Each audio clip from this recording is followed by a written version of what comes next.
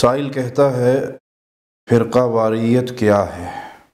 پہلے یہ سمجھ لیں کہ فرقہ کیا ہوتا ہے۔ جو اپنی اصل سے ہٹ جائے وہ فرقہ ہے، جو اپنی اصل کے ساتھ باقی رہے وہ اصل ہے۔ مسلمانوں کے لیے اصل کتاب و سنت ہے، قرآن اور حدیث ہے۔ کتاب و سنت کی وہ تصویر جو صحابہ نے سمجھی، سلف صالحین نے سمجھی،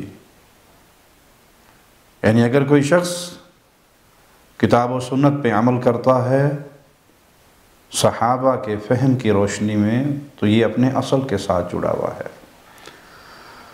اور جس نے اپنے لیے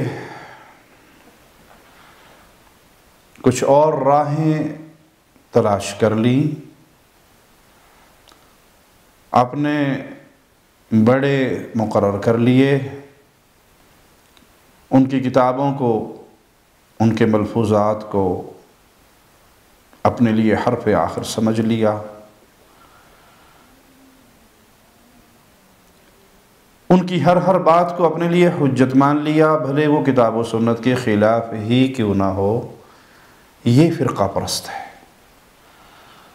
کسی کے سامنے آپ قرآن حکیم کی آیات رکھیں، رسول اللہ صلی اللہ علیہ وسلم کی احادیث رکھیں، صحابہ کے فہم میں، اس فہم کی روشنی میں اس کی وضاحت کریں، اور وہ یہ کہے کہ میں چونکہ فلاں جماعت کا ہوں، فلاں گروہ کا ہوں، اور ہمارے فلاں امام صاحب ہیں، ہمارے فلاں مفتی صاحب ہیں، وہ کہتے ہیں کہ نہیں، بات یوں نہیں یوں مانی جائے گی، یہ فرقہ پرست انسان ہے۔ حق والے کون ہیں؟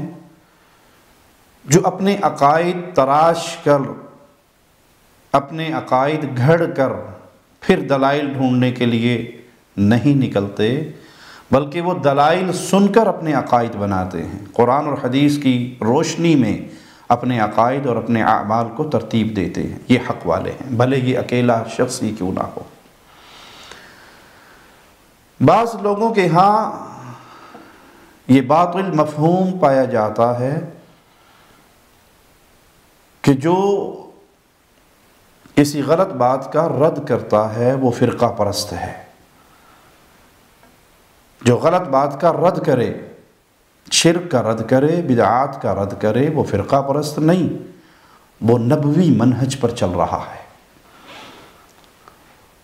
وہ شریعت محمدیہ کے عین تقاضے کے مطابق چل رہا ہے۔ دیکھیے رسول اللہ صلی اللہ علیہ وسلم نے اہل مکہ کے غلط عقائد و اعمال کا رد کیا۔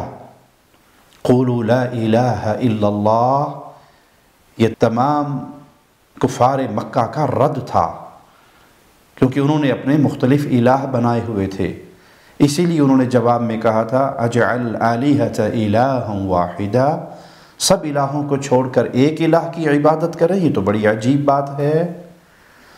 ان کو اس بات سے تکلیف ہوئی تھی۔ تو توحید کی دعوت دینا فرقہ پرستی نہیں ہے۔